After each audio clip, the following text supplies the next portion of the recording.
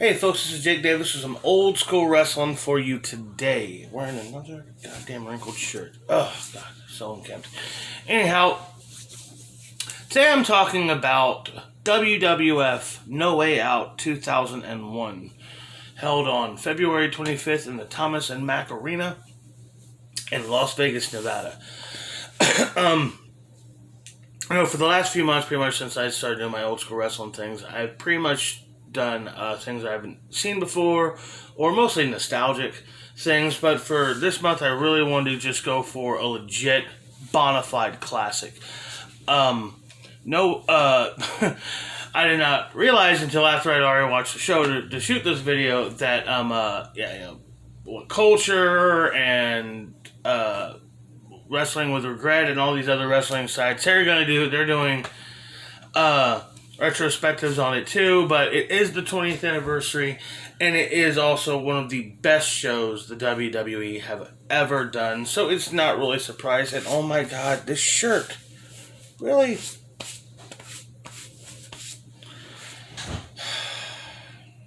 I don't know. Anyhow, kick off the show with, I'm not really going to go into things that happen in between the matches, just because, everyone else is going to be doing this over an analyzed thing of it, so I just want to tell you about what happened on the show. But other people who were there, people of the era, our commentary team is Jim Ross and Jerry the King Lawler, the A-Team, the classic, great WWE announced team, probably the best team they ever had, quite frankly. We do get interview segments backstage with Michael Cole and Lillian Garcia interviewing various wrestlers throughout the night. We at one point go to WWF New York, where Test is there talking about the upcoming women's title match, and also Test is at this time the reigning European champion, so bummer for him. That's how he gets to spin the pay-per-view. And there's also a interview backstage with like an earlier in the day interview, Kevin Kelly interviewing the WWF champion, Mr. Curtis Angle. So we kick the show off with the Hardcore Championship match, Raven defending against the Big Show. This match barely starts. This match barely starts before, the match doesn't even start. Actually, the bell doesn't even ring before the interference starts, because we get all three Holly cousins, Hardcore Crash and Molly. We get Billy Gunn, Steve Blackman, and Tori in her Black Ninja gimmick at the time. It was really, really weird how they treated her during the two years she was there in the company, because she had over a decade experience in the business, had worked in Japan, had worked as a manager, had worked as a wrestler. She was a seasoned veteran. So when they bring her in, she barely wrestles, she never wins, and she certainly doesn't ever come close to the title. Not only was, and it's not, wasn't like she wasn't hot. She's a hot blonde, busty blonde, and that's, Vince McMahon's favorite person on earth. So, a type of person at least. So it was really weird that, her last run here in the company is with Raven, where she's covered head to toe in black, and then not even showing off her looks or her body or her credentials. It was just, just a waste. Just absolute waste of talent. Anyhow, throughout the course of the match, Billy Gunn pins Raven, then Raven pins Billy back, and then the Big Show choke slams Raven to pin him. And eventually, Show's just kind of looking around like, all right, anybody else? Anyone else? And the ref calls it, end of match, Big Show leaves, she's the new champion. This was kind of insane to me. I loved it, but what a perfect example of the Attitude Era. This is hyped as a one-on-one match, but this is like a six-way match, because the four guys interfere and do just as much work as Show and Raven. And it's just a wild, chaotic 10 minutes. And yeah, man, it was really, really fun. Up next is a fatal four-way for the Intercontinental Championship. Chris Jericho defending against Chris Benoit, Eddie Guerrero, and X-Pac. It's interesting dynamic here because Jericho is the champion, and he's the only babyface in the match. Add on to that Benoit and Eddie are partners at the time, two of the four members of the Radicals heel faction. Add on to that Chris Jericho's been feuding with these guys all three of these guys individually for years. So this is a really interesting layered match. Guys who know each other inside and out. X-Pac seems to take the brunt of the punishment in this match. At one point he goes for a Bronco Buster and runs face first into a missile dropkick. It was great. A lot of Eddie and Chris working together in the first half, but doing sneaky things to fuck up the other guy's pinfall. Without the other guy noticing it, Benoit would hit a suplex, go for a cover, and Eddie would just put the guy's foot on the rope. I don't know, man, he must have done it. But that stuff was funny. Eventually, Justin Incredible interferes, and now X-Pac has a partner, so it's basically a 4-on-1 with Jericho. There is this trade back and forth of moves. Benoit hits the diving headbutt on Eddie, but stands up into a spinning heel kick from X-Pac. But then Jericho rolls him through into a bridge, and Jericho pins X-Pac to retain the title. Very, very, very fast-paced match. No room to breathe. Very much a predecessor of the kind of shit you would see Ring of Honor do. This Young Bucks match. This was a fast-paced match. Up next is a women's grudge match between Stephanie McMahon Helmsley and Trish Stratus. This was a hugely hyped match because the whole weird thing here is Stephanie is heel. She's straight up heel, but Trish is in the wrong of what's going on between the two of them at the time, so Trish is just a face for the sake of this match. Before the match, Vince is at Backstage telling William Regal that, this is my daughter versus my friend, because kayfabe he's having an affair with Trish while they're drugging up Linda McMahon. Oh, this was a really, really bad storyline. So Trish and Stephanie are going to have this match here, and the crowd's 100% behind Stephanie. But like I said, Vince tells William Regal, and it's my daughter versus my friend, so I assume you know who I want to win. And he leaves. And Regal's, how am I supposed to know? So these girls actually have a really good match, the best match of Stephanie McMahon's career, probably the first really good match Trish ever had. My favorite part of the whole match is when they charge at each other and grab each other by the hair and do that spin around Matrix move. I'm sorry, that's cool as shit. That was a really cool spot they did there. Eventually Regal comes out, he clubs the referee. Trish gets mad, doesn't know who to help. Trish slaps him, so he hits her with a Regal cutter. Referee comes to, Stephanie pins her, Stephanie wins the match. This would be Stephanie McMahon's last pay-per-view match for... No, I'm sorry. No. I'm sorry, I take that back. I forgot she had a couple of matches, couple of pay-per-view matches when she was a GM on SmackDown. But yeah, she did go, she went over a decade without having a single pay-per-view match. Yeah, because not a lot of... the McMahons like to make it about themselves. Let's just keep it at that.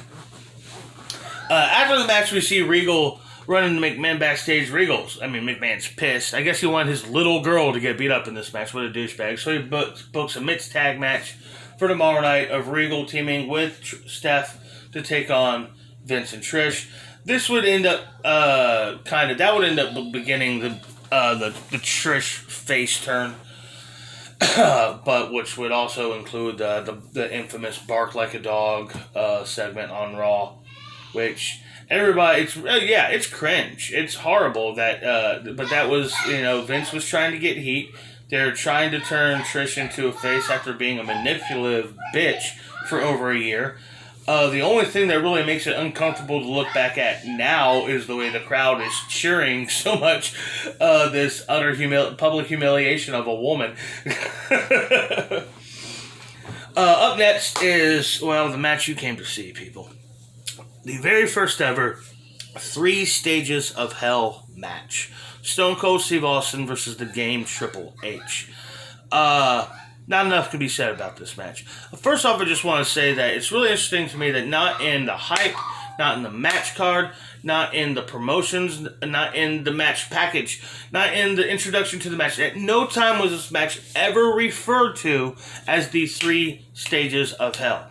And the opening promo, they talk about 2 warriors tonight are going to battle in 3 stages of hell. But that eventually became the match title.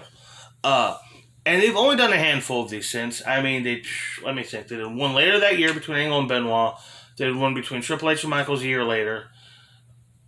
It wasn't until the 2010s, I think they did it. No, 2009 they did one between Warren and Triple H, then Ryback and Cena. And last year NXT did one. Seriously, they do not do, or 2, oh my god. That's right, we had a whole year of lockdowns. Oh my god. 2019 we had one. Between Gargano and Cole. They're really interesting matches, and I really love them, but I think what makes them special to me is the fact that there has been so few of them. I don't want there to be a set on the calendar where every year we have to have this gimmick, just cause. But this was the first one, and the whole storyline going into this was Triple H and, Triple H back in 1999 had hired Rikishi to run over Stone Cold. Call Stone Cold a year of his career. They had a match at Survivor Series that ended in no contest and much, much carnage.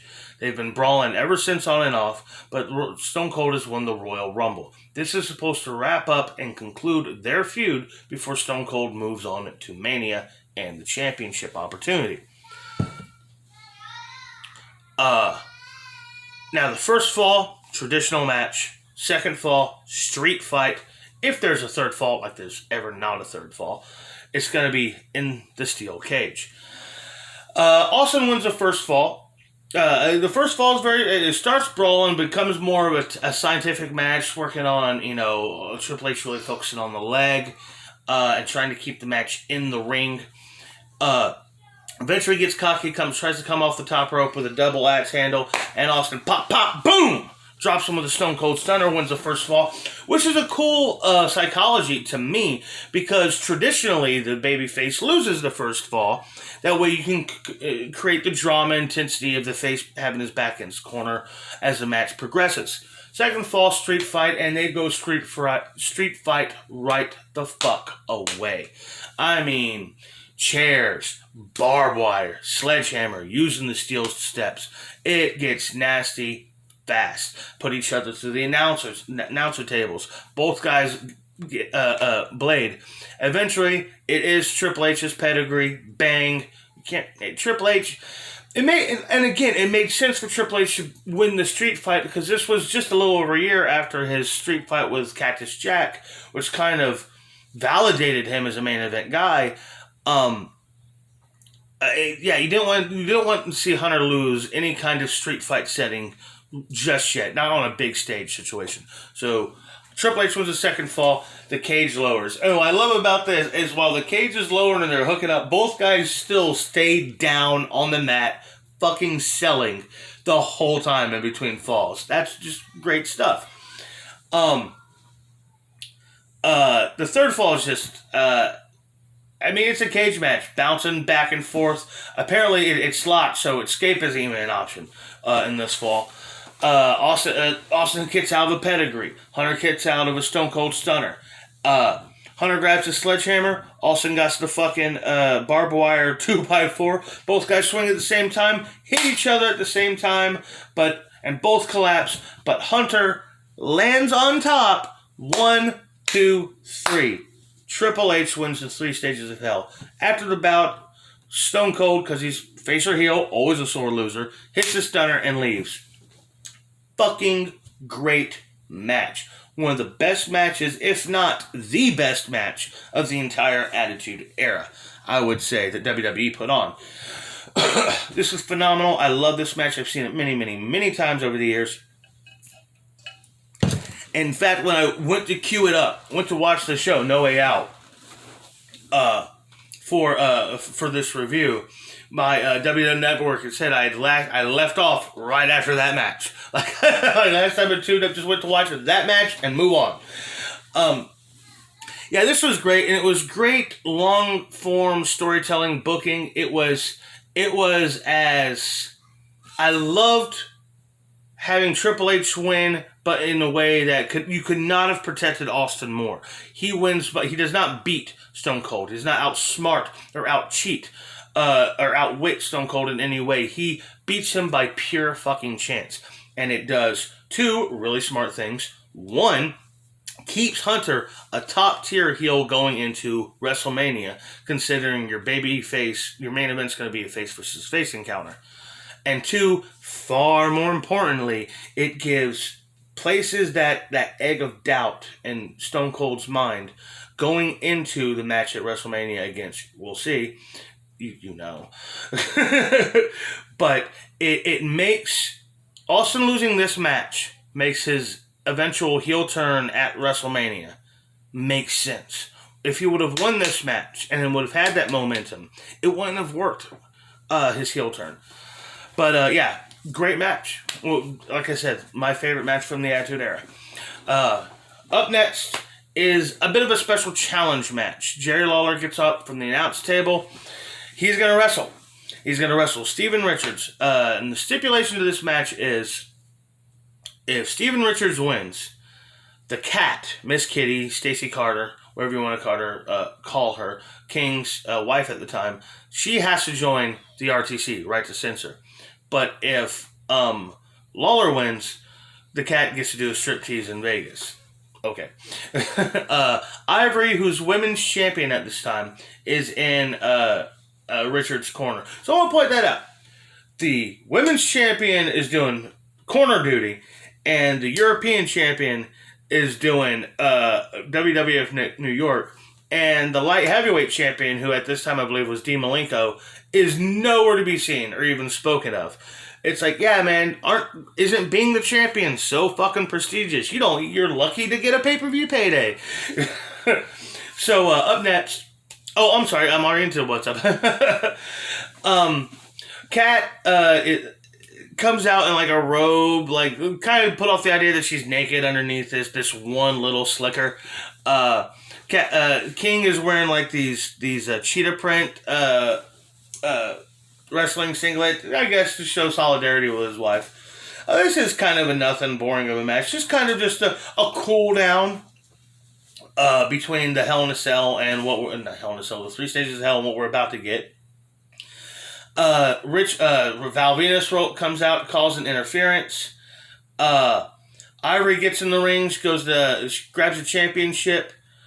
Oh my God. The Cat gets the championship while the referee's still dealing with Ivory and Val Venus. And she goes like she's going to hit Lawler with Steven Richards with the belt, but she accidentally hits Lawler. And this whole and then Richards gets a pin and he wins and they run off with the Cat. But the whole setup for the finish was so botched, so awful, it was so telegraphed. They're just sitting there. You see Lawler holding Steven Richards and just holding him and holding him and holding him. They're just waiting. You clearly tell that they're just waiting for somebody to hit their damn cue.